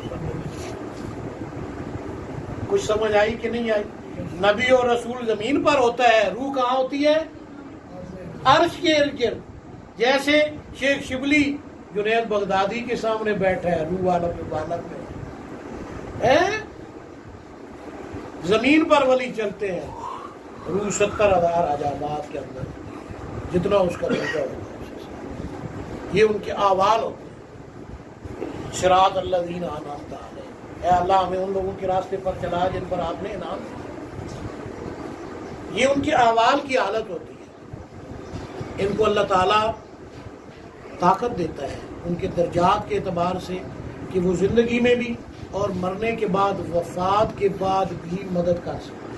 بڑا اہم سوال ہے. یہاں پر امت مسلمہ کے اندر اختلاف ہے، بڑے بڑے علماء کے اندر.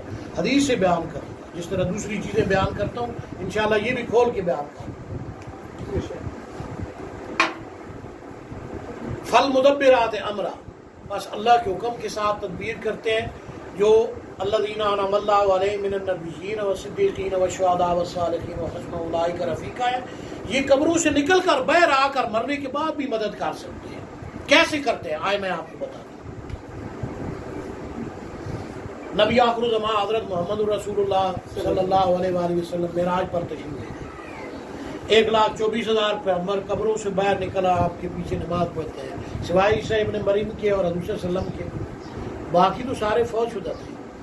قبروں سے باہر نکل آئے، نماز پڑھی کہ نہ پڑھی حدیث سے ثابت۔ صرف یہی نہیں، امام الانبیاء صلی اللہ علیہ وآلہ وسلم 7ویں آسمان پر گئے، وہ مدد کی بات کر رہا ہوں، فالمدبرات امرا، قبروں سے نکل کر مدد کر سکتے ہیں۔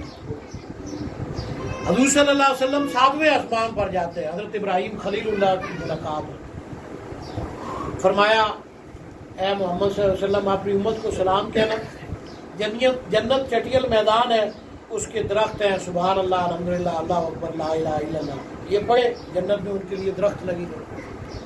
ابراہیم علیہ السلام کو فوت ہوئی کتنا عرصہ ہو گیا، ان کے بعد کتنے نبی اور رسول آئے، آخر میں یہ امت آئی۔ کیا ابراہیم علیہ السلام نے اس امت کی مدد کی یا نہ کی؟ بتائیے۔ قبر سے نکل کر بہر آ کر مدد کی، یہ اللہ نے انہیں اختیار۔ اگر ہم یہ کہیں کہ انہوں نے اپنی طاقت سے کیا تو یہ تو مشرکوں کا عقیدہ، یہ تو کافروں کا عقیدہ۔ اگر ہم یہ کہیں کہ انہیں اللہ نے طاقت دی اس لیے اس امت کی مدد کی تو یہ صحیح طریقہ ہے، ما انا علیہ واصحابی کا عقیدہ ہے، یہ اہل سنت والجماعت کا۔ صرف یہی نہیں، حضور صلی اللہ علیہ وسلم چھٹے آسمان پر آتے ہیں، اللہ نے 50 نمازیں فرض کی، حدیث پاک ہے، 29 صحابہ سے روایت ہے، 29 صحابہ سے۔ جب 50 نمازیں فرض ہوئی، چھٹے آسمان پر آتے ہیں، موسیٰ علیہ السلام پوچھتے ہیں محمد صلی اللہ علیہ وسلم کیا ہوا؟ فرمایا اللہ نے 50 نمازیں فرض کی ہیں۔ فرمایا میری امت پر 2 نمازیں فرض تھی، وہ نہیں پڑھ سکے، 50 آپ کی امت کیسے پڑھے؟ واپس جائیں اللہ کے پاس کام کروائیں۔ آپ واپس جاتے ہیں، 5 کام ہوتی ہیں، ایک روایت میں 10 کام ہوتی ہیں، یہاں تک کہ کرتے کرتے 5 ہو جائیں گے۔ اللہ نے پھر موسیٰ علیہ السلام نے فرمایا واپس جائیں، اسے کام کروائیں۔ آپ نے جبرائیل کی طرف دیکھا، جبرائیل نے بھی پسند نہ کیا، آپ نے بھی پسند نہ کیا۔ فرمایا مجھے شرم آتی ہے کہ اللہ کے پاس جاؤں۔ اللہ نے فرمایا اے محمد صلی اللہ علیہ وسلم، اے میرے حبیب، جو میں نے فرما دیا وہ لکھا گیا، تیری امت 50 نمازیں 5 پڑھے گی، ثواب 50 کا۔ مجھے بتاؤ موسیٰ علیہ السلام کتنے 100 سال پہلے فوت ہو چکے ہیں، کل نفس ذائقۃ الموت، موت کا جام پی چکے ہیں، چھٹے آسمان میں آ کر اس امت کی مدد کر رہے ہیں کہ نہیں کر رہے؟ 50 نمازوں کو 5 نمازوں میں تبدیل کروانے والے کون ہیں؟ ہاں، فالمدبرات امرا، یہ موت کے بعد قبر سے نکل کر مدد کرنے کی قوت اور طاقت انہیں کس نے دی؟ اللہ تعالیٰ نے۔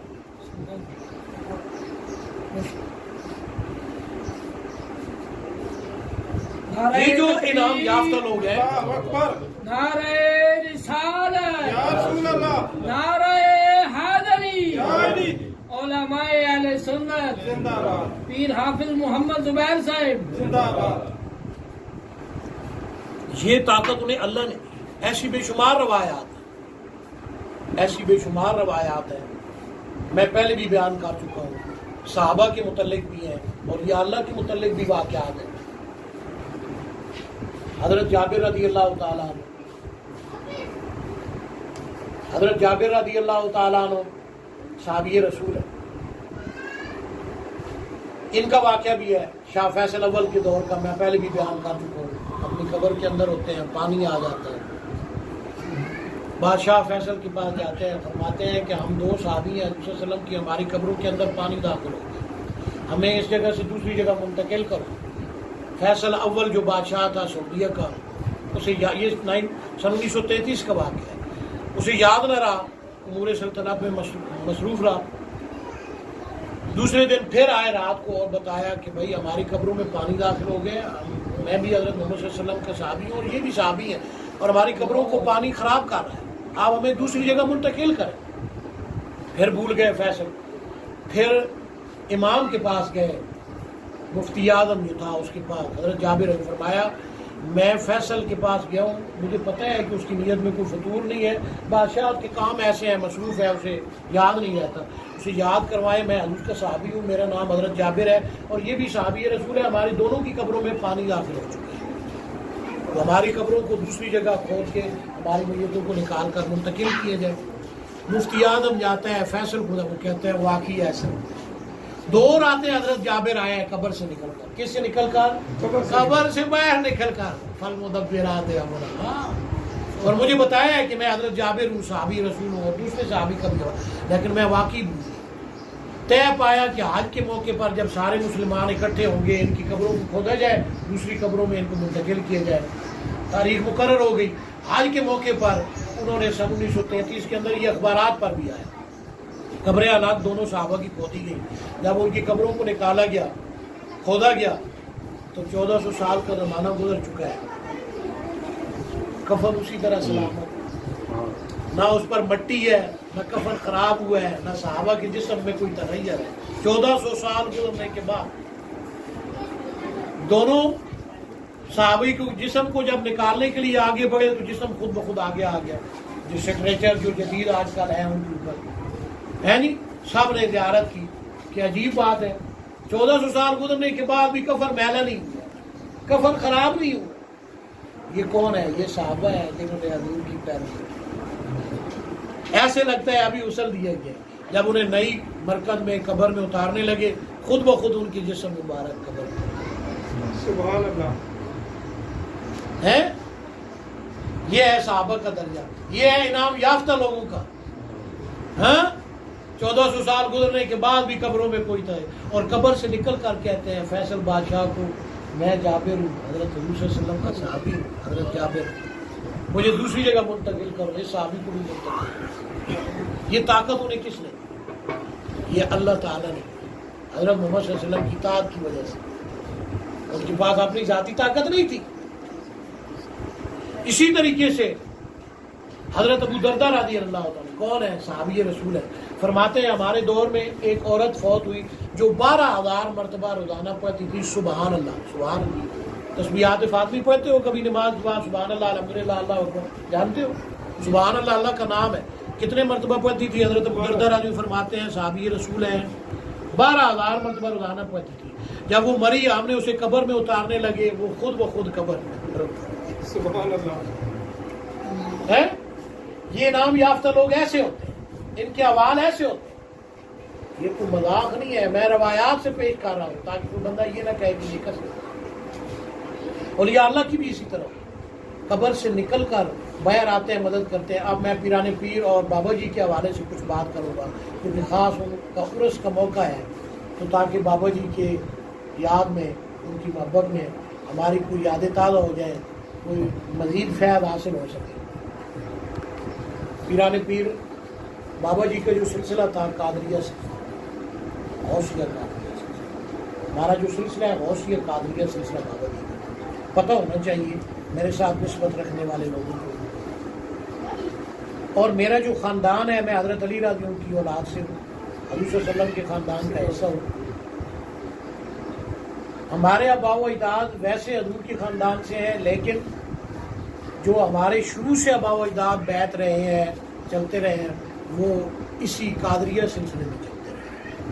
ہمارے دادا خود ہاتھ پر بیعت کیا کرتے تھے، بعد میں وہ قادریہ سلسلے کے ویسیہ قادریہ سے بدل گئے، وہ کب ملا وہاں چلے گئے. تو ہمارا شروع سے بھی یہی قادریہ سلسلہ ہے. غوث اعظم محی الدین سید عبد القادر جیلانی 6 سے 7ویں صدی میں اس دنیا فانی سے رخصت. فالمدبرات امرا صراط الذین انعمت علیہم. ان کا ہم عرس مناتے ہیں، کیوں مناتے ہیں؟ اس میں کیا حکمتیں ہوتی ہیں؟ یہ پنڈی کا علاقہ تھا. غوث اعظم محی الدین سید عبد القادر جیلانی کی ایک کتاب ہے فیوض یزدانی، میں پڑھ رہا تھا. اللہ تعالیٰ نے فرمایا کہ جو حضرت علی کی اولاد ہوتے ہیں وہ قرآن سے اسرار و رموز کو نکالتے ہیں. پیران پیر کی زیارت، غوث اعظم محی الدین سید عبد القادر جیلانی رحمۃ اللہ علیہ کی زیارت، انہوں نے توجہ فرمائی. اس طرح اولیاء اللہ کا طریقہ ہوتا ہے، میں وہ توجہ کا طریقہ نہیں بتاؤں گا کیونکہ یہ خاص رازوں میں سے. روحانی فیض لیا میں نے، گفتگو کی. کون سی صدی میں ہے؟ 6 صدی میں ہے، 7ویں صدی میں ہے. پنڈی کہاں ہے؟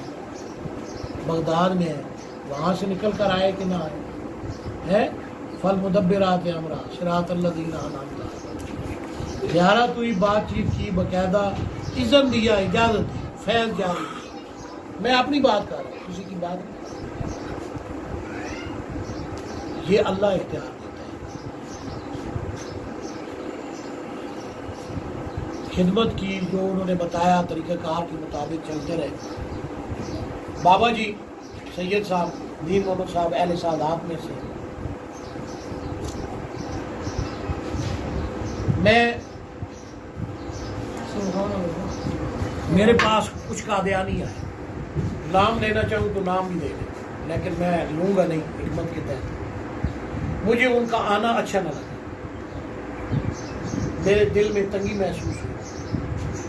یہ اولیاء اللہ کیسے مدد کرتے ہیں قبر سے نکل کر، اس کی بات کر۔ بابا جی امی ولی تھی، سید پیر محمد گڑھے والی سرکار امی ولی۔ اب گیٹ کے پاس جب میں آیا نا، وہ بندے میرے ساتھ ہیں، میرے دل میں ایک کراہت سی ہے کہ یار یہ بندے میرے پاس کیوں آئے، میں انہیں اچھا نہیں سمجھتا۔ اس وجہ سے نہیں کہ وہ سوال کریں گے تو مجھے جواب دینا پڑے گا، میں ان کے پاس بیٹھنا نہیں چاہتا۔ تو میں نے دیکھا بابا جی آرام فرما، فوت شدہ تھے بابا جی، اس دنیا فانی سے رخصت ہو چکے تھے۔ گیٹ کے پاس میری نگاہ پڑی بابا جی پر، میری وہ دل کے اندر جو تنگی تھی وہ ختم ہوئی۔ میں اندر گیا، انہیں بٹھایا، کینٹین والے کو کہا انہیں چائے پلاؤ، میں بھاگ کر آیا۔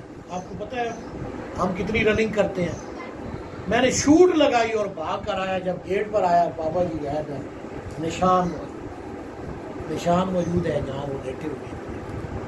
سبحان اللہ۔ آج لوگ کہتے ہیں کہ پتہ نہیں چلتا، کیسے پتہ نہیں؟ میرے دل میں تنگی ہوئی، بابا جی اس دنیا سے رخصت ہوئی ہے، قبر سے نکل کر شرح صدر بھی ہوئی، میں نے اپنے سر کی آنکھوں سے جانتی ہوئی ایسے ہوتا ہے، ایسے مدد۔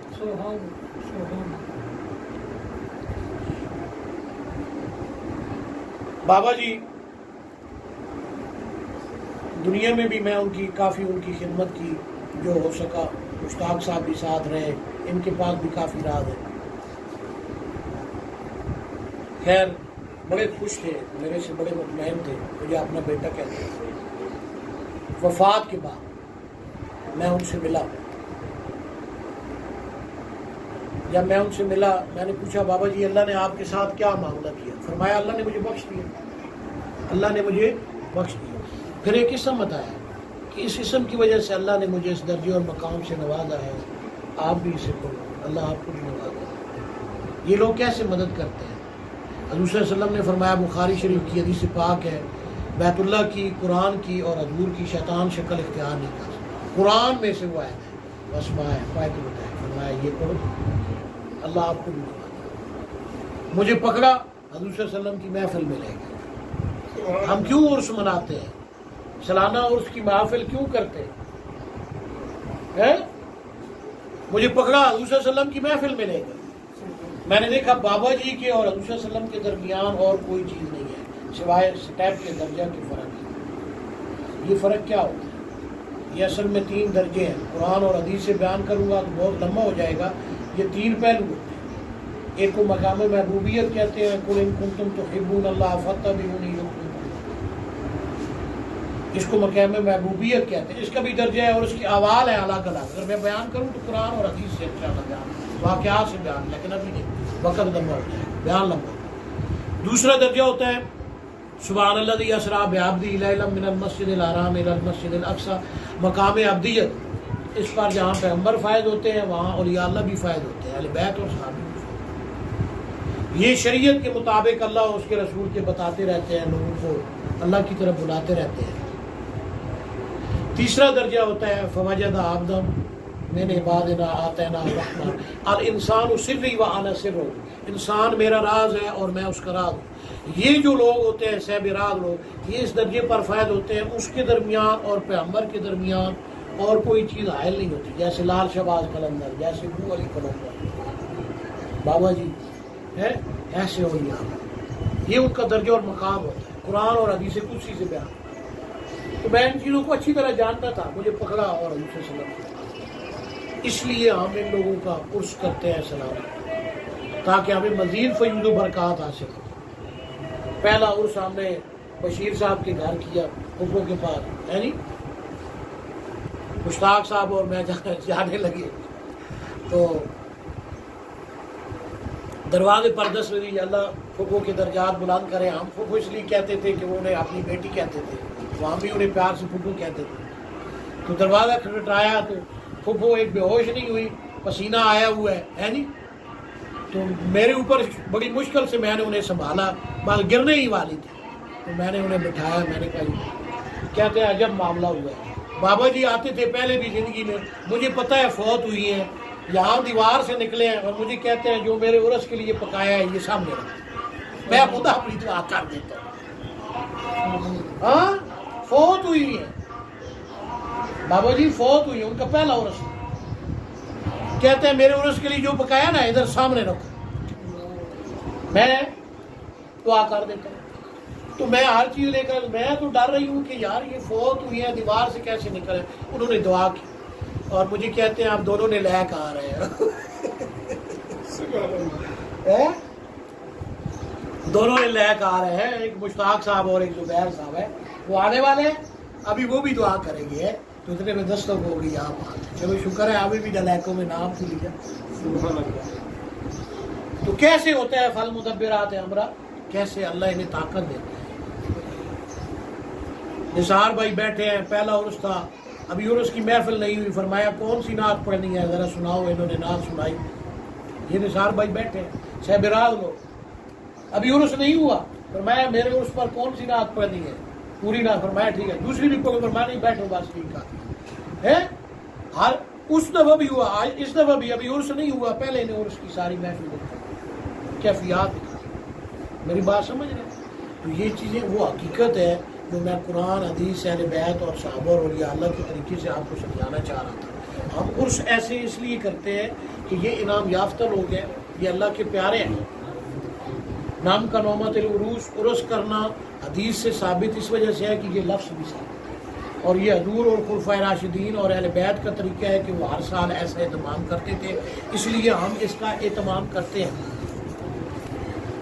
اور ان کی جہاں بات ہوتی ہے وہاں رحمتیں اور برکتیں نازل ہوتی ہیں، ان کی قبور، ان کی مراقبہ گاہیں، ان کے اوپر ہر وقت قلب، روح، سر، خفی اخواہ میں جو اللہ کا ذکر چلتا ہے، وہ جو نور کی رسی ہے وہ ایک اللہ کے پاس ہے اور ایک ان پر ہے، وہ ہر وقت برستی رہتی ہے، جس حال میں ہو، زندہ ہو یا مر جائے، یہ جس حال میں ہو فوجد آبدم من عبادنا آتنا رحمت، رحمت برستی رہتی ہے۔ اس لیے ہم ان رحمتوں سے فائدہ اٹھانے کے لیے ان لوگوں کا تذکرہ کرتے ہیں، ان کی محافل سجاتے ہیں تاکہ ہم ان سے مستفید ہو سکیں اور ایسے لوگوں سے بڑے فائدے آ سکیں۔ بادشاہ وقت بھی جائے نا، کچھ صدر بھی جائے، وزیر اعظم بھی جائے، اس کے لیے بیت اللہ کھلے گا، مسجد نبوی کھلے گی، لیکن کیا وہ مسجد نبوی کے نیچے حضور صلی اللہ علیہ وسلم کے روضہ مبارک سے جا سکتے ہیں جو قبر مبارک کی حالت ہے؟ بادشاہ بھی چلا جائے کسی ملک، بیت اللہ کھولا جائے، مسجد نبوی کھولی جائے، روضہ مبارک کھولا جائے۔ الحمدللہ بابا جی کی صحبت کی وجہ سے حضور صلی اللہ علیہ وسلم کی مرکز مبارک نیچے سے جو زمین کا حصہ ہے وہاں پر کئی دفعہ حضور صلی اللہ علیہ وسلم کی پاک، یہ ان لوگوں کی صحبت تھی، اسی لیے ہم ان کا عرس کرتے ہیں۔ یہ ان ہستیوں کی فیض و برکات ہے جن کے ہاتھوں میں ہم نے ہاتھ دیا، جنہوں نے ہمیں ٹریننگ دی، سکھایا اس طرح مجاہدہ کرو، اس طرح ریاضت کرو، ان کے ساتھ وقت گزارا، ان کی خدمت کی، انہوں نے ریاضت کروائی، اس لیے ہم ان کو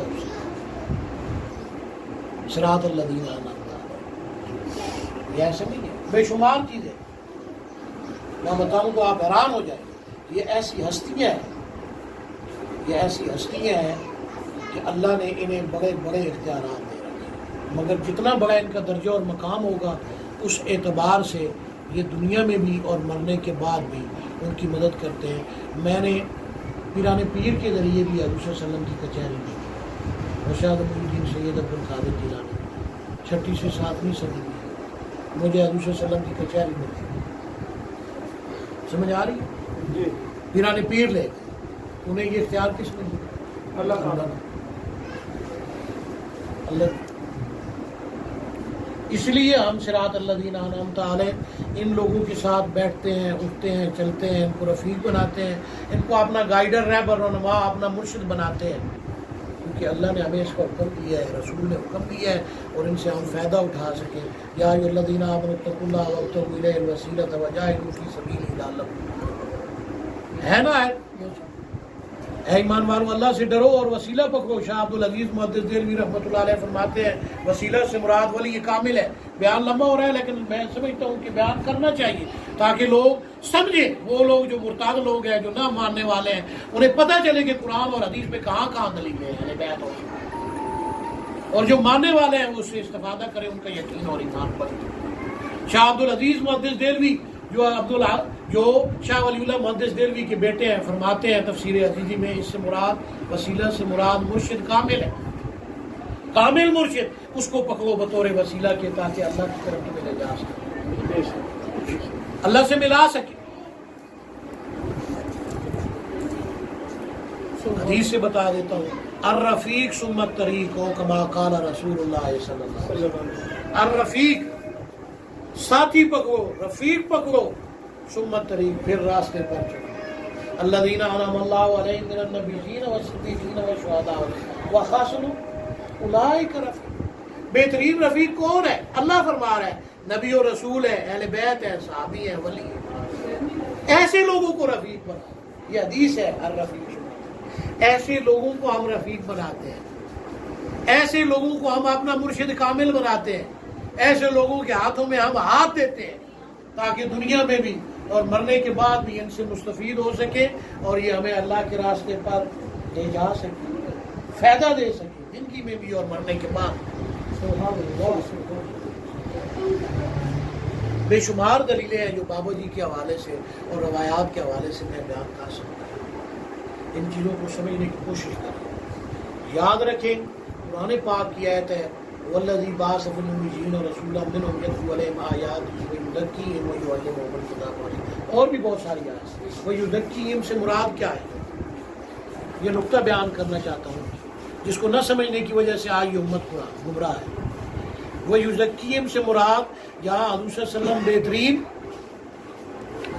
بہترین عالم ہے, بہترین باپ ہے, بہترین سفر سلار ہے, بہترین شور ہے. وہاں بہترین پیر بھی ہے, سب سے بڑے پیر بھی ہیں. وہ پاک کرتے ہیں. صحابہ کو انہوں نے پاک کیا, اہل بیت کو انہوں نے پاک کیا. وہ صحبت میں رہے, اعمال میں انہوں نے حضرت محمد صلی اللہ علیہ وسلم کی پیروی کی. جس طرح صورت میں, جس طرح سیرت میں حضرت محمد صلی اللہ علیہ وسلم کی پیروی کی. وَإِنَّكَ لَعَلَىٰ خُلُقٍ عَظِيمٍ اخلاق میں حضرت محمد صلی اللہ علیہ وسلم کی پیروی کی. علم یعلم بأن اللہ یرا فکان قاب قوسین او ادنیٰ. اعمال میں حضرت محمد صلی اللہ علیہ وسلم کی پیروی کی, تب وہ صحابی بنے اور قیامت تک آنے والے لوگوں کے. آج کے مسلمانوں کا, پڑھے لکھے لوگوں کا اور علماء کا یہ عقیدہ ہے کہ یہ اللہ اللہ کرنا تو صرف اولیاء اللہ کا کام ہے. اعمال میں پیروی, حالانکہ یہ ہر مسلمان کا کام ہے. ہر مسلمان, ہر صحابی نے پیروی کی تب وہ صحابی بنا اور اتنا بڑا درجہ پایا, قیامت تک آنے والا ایمان. آج بھی ہر مسلمان کا حق ہے کہ وہ اعمال میں اور اخلاق میں بھی حضرت محمد صلی اللہ علیہ وسلم کی. اخلاق میں ہم پیروی نہیں کر سکتے. کیسے؟ اور میں قرآن اور حدیث سے آپ کو سمجھاؤں کہ ہم ان لوگوں کی صحبت میں کیوں بیٹھتے ہیں, ان کو عرس کیوں مناتے ہیں. صراط الذین انعمت علیہم, تاکہ ان سے استفادہ کریں. کیسے استفادہ کریں آؤ میں آپ کو سمجھاتا ہوں کہ یہ جو انعام یافتہ اللہ تعالیٰ نے ایسا نظام رکھا ہے کہ یہ جو ولی کامل, یہ جو انعام یافتہ لوگ ہوتے ہیں, اللہ ان پر ایسے مہربان ہوتا ہے کہ جب آپ کسی ولی کامل کے ہاتھ میں ہاتھ دیتے ہیں تو جو اس کی فیوض و برکات جو سلاسل کے اعتبار سے آپ کے پاس پہنچتی ہیں ان کے ذریعے وہ ایک سلسلہ ہے. جیسے حدیث کی روایت ہے کہ یہ صحیح روایت ہے, یہ ضعیف روایت ہے, اس کے اندر اتنے راوی ہیں, 2 راوی ہیں, 3 راوی ہیں, 5 راوی ہیں, زیادہ راوی ہیں. اسی طرح ان کے اندر سلسلہ ہے. ان سلاسل کے ذریعے یہ حضور صلی اللہ علیہ وسلم کے ساتھ, خلفائے راشدین کے ساتھ جڑے ہوئے ہوتے ہیں جس سے یہ خود استفادہ کرتے ہیں اور پھر لوگوں کو بھی لے جاتے ہیں. جیسے میں نے پیران قریب کا حوالہ دیا, بابا جی کے مرشد تھے سید پیر حیدر شاہ حیدر رحمۃ اللہ علیہ, جو حضور صلی اللہ علیہ وسلم کے حکم سے دلی میں آئے. ان کی بھی بڑی کرامت دلی میں مدفون, میں نے انہیں دیکھا. یہ دل میں حسرت تھی کہ بابا جی کے مرشد کو دیکھ, بیداری کی حالت میں آواز کی. نماز پڑھ رہا تھا، رات کا وقت تھا، آندھی آئی، سید پیر حیدر شاہ حیدر رحمۃ اللہ علیہ سے سامنے آیا۔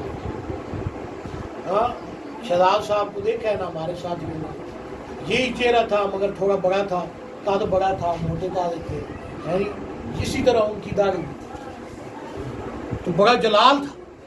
آندھی آئی، طوفان آیا، میں نے سلام پھیرا تو سامنے میرے بالکل کافی دیر میں ان کی زیارت سے مستفید ہوں۔ صبح ہوئی، اس وقت یہ موبائل فون نہیں ہوتے تھے، پاکستان میں نہیں تھے، بابا جی جب زندہ تھے وہ دوسرے فون تھے۔ میں گیا بوتھ پہ جا کر فون کیا، کالو دکاندار تھا پڑوس میں، کالو کو فون کیا، میں نے کہا بابا جی کو بلاؤ۔ بابا جی آئے، میں نے کہا بابا جی رات کو یہ ماجرا ہوا، اور میں آپ جو کہتے تھے کہ میرے مرشد کو دیکھنا، ہاں آپ جو کہتے تھے کہ میرے مرشد کو دیکھنا چاہتے تھے، یہی میرا مرشد تھا پیر حیدر۔ نعرہ تکبیر، نعرہ رسالت، نعرہ حیدری، بابا سید دین محمد صاحب، بابا پیر حیدر شاہ حیدر صاحب، فالمدبرات امرا۔ یہ لوگ جن کو اللہ ایسی طاقت دیتا ہے قبر سے نکل کر آ کر بتانا، دکھانا، یہ ایسے نہیں، اور ان کی فیوض و برکات ملتی ہے، جیسے وہ روایات کا سلسلہ ہے، یہ ایک دوسرے کے ساتھ جڑے ہوئے ہوتے ہیں، اور جا کر حضور صلی اللہ علیہ وسلم کی محفل میں انسان کو لے جاتے ہیں۔ کیسے لے جاتے ہیں؟ باول حق ملتانی رحمۃ اللہ علیہ، باول حق ملتانی رحمۃ اللہ علیہ کا ایک مرید خاص تھا، ہر پیر کا ایک خاص مرید خادم، تو وہ کیا دیکھتا ہے کہ باول حق ملتانی رحمۃ اللہ علیہ جا رہے ہیں، حضور صلی اللہ علیہ وسلم نے ہاتھ سے پکڑا، کس نے پکڑا ہوا ہے؟ حضرت محمد صلی اللہ علیہ وسلم، اور ایک نور کے پاس لے کر گئے، فرمایا یا رب العالمین میں اس سے راضی ہو گیا ہوں باول حق سے، تو بھی اس سے راضی، سبحان اللہ، تو بھی اس سے راضی ہو جا، اور میں اپنی امت کی طرف مائل ہوتا ہوں۔ باول حق کو وہاں پر چھوڑا نور کے سامنے، حضور صلی اللہ علیہ وسلم واپس آ گئے، جاؤ باول حق رحمۃ اللہ علیہ آپ کے سامنے آئے، مرید نے کہا حضرت یہ کیا ماجرا ہے؟ فرمایا تم نے ٹھیک ہے، یہ اللہ کی تجلی تھی جس کے سامنے مجھے حضور صلی اللہ علیہ وسلم خود پکڑ کر رضی اللہ عنہ ورضوا عنہ ذالک لمن خشی ربہ، یہ قرآن کی آیت، یہ درجہ اللہ ان لوگوں کو عطا کرتا ہے، صحابہ کے علاوہ بھی جو قیامت تک آئیں گے، جو اللہ سے ڈرنے والے ہیں، اللہ مقام رضا پر ان کو فیض کرتا ہے، بشرطے کہ وہ کسی ولی کامل کو یا ایھا الذین آمنوا اتقوا اللہ وابتغوا الیہ الوسیلہ اپنا مرشد بنائیں، الرفیق سنت طریق کے تحت پکڑیں، ان کی اطاعت کریں، ان کی محبت حاصل کریں، ان کی خدمت کریں۔ ہاں ان کی خدمت سے بڑے بڑے مسائل حاصل ہوتے ہیں، ایسے خدمتیں نہیں کرتے، بڑا بڑا کچھ ملتا۔ بابا جی کے پیچھے میں چل رہا تھا، بابا جی کا عرس ہے، اس حوالے سے بات کر، بڑی میں نے خدمت کی، اولادوں کو نمایاں نہیں کرنا چاہتا، اللہ نے توفیق دی، بابا جی جا رہے ہیں، سکھر بازار ہے، اپنی جگہ سے نکلے جو ان کی جگہ تھی، استاد صاحب نے دیکھی، تو بابا جی قدم رکھ رہے ہیں، میں اس وقت پہلے بابا جی کے پاس جانے سے پہلے مجھے عثمان بن مروندی، جن کو لال شہباز قلم میں، ان کے بارے میں حکم دیا گیا کہ آپ ان کے پاس مرکب دکھائے گی، ان کے پاس جائیں، اس طریقے سے آپ کو مزید درجات جو آپ کے رہتے ہیں وہ آپ کو فضل و برکات مل جائے گی۔ میں ان کی طرف نہ گیا، پھر بابا جی کی زیارت بار بار کروائے گی کہ اگر آپ ادھر نہیں جاتے تو ان کے پاس چلے جائیں، آپ کو مزید جو منازل ہے وہاں سے طے کروا دی جائے گی۔ اب میرے ذہن میں کوئی بات نہیں ہے، لیکن جب بابا جی نے قدم رکھ کے آگے جا رہے ہیں، میں نے بابا جی کے قدم پر قدم رکھ دیا، کوئی بات میرے روحانیت میں دل میں آ گئی، جب دل میں آئی میں نے قدم رکھا تو بابا جی نے کہا بیٹا ادھر ادھر بھی دیکھا ہے، بابا جی نے کہا بیٹا ادھر ادھر بھی دیکھا کرو، جب میں نے دائیں دیکھا تو عثمان بن مروندی پرواز کر گیا، نیزہ اٹھایا ہوا ہے، لال شمال تلنگر۔ آگے گئے، واپس آئے، بابا جی نے پوچھا کچھ نظر آیا؟ تحقیق کا کچھ پتہ چلا؟ کون تھا؟ میں نے کہا جی عثمان بن مظعون۔ کہتے ہیں اسی کی قبر کے متعلق بتایا گیا تھا۔ یہ سونے کی بات نہیں کر رہا ہوں، جاگتے ہوئی کی بات کر رہا ہوں۔ فالمدبرات امرا صراط الذین انعمت علیہم یا ایھا الذین آمنوا اتقوا اللہ وابتغوا الیہ الوسیلۃ وجاہدوا فی سبیلہ لعلکم۔ اس لیے ہم ان کا عرس فرماتے ہیں یہی بتایا گیا تھا۔ پہچانا ہے؟ میں نے کہا بالکل۔ دوسرا دن یہ نہ کچھ سمجھے کہ ایسی باتیں مجھے کہتے ہیں آج اس بازار سے فروٹ اور سبزی نہیں لینی، وہ آگے والے بازار سے، آگے بھی بازار تھا، میں نے دیکھا ہوا تھا، بابا جی لے جاتے کہتے ہیں وہاں پھر یار ملے گا ہے۔ میں نے کہا ٹھیک ہے۔ جب اس بازار میں گیا تو کیا پھر عثمان بن مظعون نیزہ لے کے جناب پرواز کرتے ہوئے جاگتی ہوئی دیکھا، واپس آیا بابا جی کے پاس جو چیزیں تھیں، فرمایا ہاں کچھ نظر آیا؟ میں نے کہا نہیں۔ یہ ہوتا ہے لوگوں کی صحبت کا اثر۔ ہم ان کی صحبت میں کیوں بیٹھتے ہیں؟ ہم دنیا میں ان سے کیوں نفع لیتے ہیں؟ ان کے ہاتھ میں ہاتھ کیوں لیتے ہیں؟ مرنے کے بعد ان کی طرف کیوں متوجہ ہوتے ہیں کہ مرنے کے بعد ہماری مدد کریں؟ بابا جی پھپھو جو بشیر صاحب کی والدہ ہے خود مجھے بتا رہی، کہتے ہیں کہ چھوٹی بچی جو ہے نام نہیں لینا چاہتا، شادی کا نکاح کا مسئلہ تھا، کہتے ہیں بڑی پریشان تھی کہ مالی طاقت نہیں ہے، جہیز کا معاملہ کیسے کروں۔ رات کو مجھے خواب آیا، میں اپنی چھت کی منڈیر پر کونے پہ بیٹھی ہوں، بابا جی پرواز کرتے ہوئے ہے جی۔ کہتے ہیں بیٹی پریشان ہو، بیٹی پریشان ہو، شادی کا مسئلہ ہے بیٹی کا، کہ کیسے کرو گی، اتنے مشکل معاملات ہیں۔ یہ لو ایک پنڈوکلی سی تھی، کپڑا سے تھا بندھا ہوا تھا، مجھے دیا۔ کہتے ہیں پریشان ہو جائے گا۔ مجھے کہتی ہے بیٹا اس کا تعبیر کیا ہے کام؟ میں نے کہا بابا تمہارا کام ہو گیا، وہ تمہارا کام ہو گیا، تمہارا کام ہو گیا، اب انہوں نے کام کر دیا۔ وہی بات ہوئی، شادی ہوئی، سامان بھی آ گیا۔ وہ کہتی ہیں میری جتنی بچیاں تھیں، میں نے جتنی کی بھی شادی کی رخصت کی، اتنا آسانی اور اتنا بہترین طریقے سے نہیں ہو سکی جتنا ہو سکی۔ لوگ کہتے ہیں پتہ نہیں بابا جی فوت ہوئی ہے، کیسے آئے؟ تو میں بیٹی کی وجہ سے پریشان ہوں۔ فالمدبرات امرا، حدیث پاک ہے، حضور صلی اللہ علیہ وسلم نے فرمایا کہ جو فوت شدہ لوگ ہوتے ہیں یہ ایک دوسرے سے ہم کلام بھی ہوتے ہیں اور ایک دوسرے سے ملاقات بھی کرتے ہیں اور زندہ لوگوں کے احوال سے واقف بھی ہوتے ہیں۔ بے شمار حدیث ہے، ان میں سے یہ ایک حدیث میں نے پیش کی ہے۔ تو ہم اس لیے ان کا اور ان کے جو قوام اور یہ جو چیزیں ہیں ان میں فیوض و برکات ہوتی ہیں، جیسے اس جمعے میں فیوض و برکات، اور ان کا نام لے کر جب ہم وسیلہ پیش کرتے ہیں تو اس کا فائدہ ہوتا ہے، وسیلے سے فائدہ ہوتا ہے۔ بخاری شریف کی حدیث پاک ہے، حضرت عمر فاروق اعظم رضی اللہ تعالیٰ عنہ امیر المومنین ہے، خلیفہ راشد ہے، رات پڑ گیا، بارش نہیں ہو رہی، بارش نہیں ہو رہی۔ فرمایا حضرت عباس سے جو حضرت محمد صلی اللہ علیہ وسلم کے چچے ہیں، وسیلہ کی بات کا فرمایا، دعا کی حضرت عمر نے، فرمایا بلایا، فرمایا یا رب العالمین خود خلیفہ راشد ہے، ایک عمر اور ہوتا تو کافر کہتے ہیں پوری دنیا میں اسلام کے علاوہ کوئی بدل نہیں۔ فرمایا یا اللہ ہم تیرے نبی کا وسیلہ دیتے تھے، آج ان کے چچا حضرت عباس ہمارے اندر موجود ہیں، ان کا میں وسیلہ پیش کروں۔ کون کہہ رہا ہے؟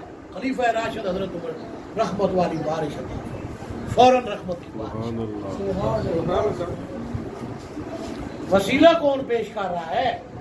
خلیفہ راشد، علیکم بسنتی و سنتی خلفائے راشدین، خلیفہ راشد ابوبکر، اور حضرت عبداللہ حضرت عباس کا وسیلہ پیش کر رہا ہے جو اہل بیت میں سے حضرت محمد صلی اللہ علیہ وسلم۔ اس لیے ہم ان کا وسیلہ پکڑتے ہیں دنیا میں بھی اور آخرت میں، تاکہ دنیا میں بھی ہم ان سے مستفید ہو سکیں اور مرنے کے بعد بھی ان سے نفع حاصل کر سکیں۔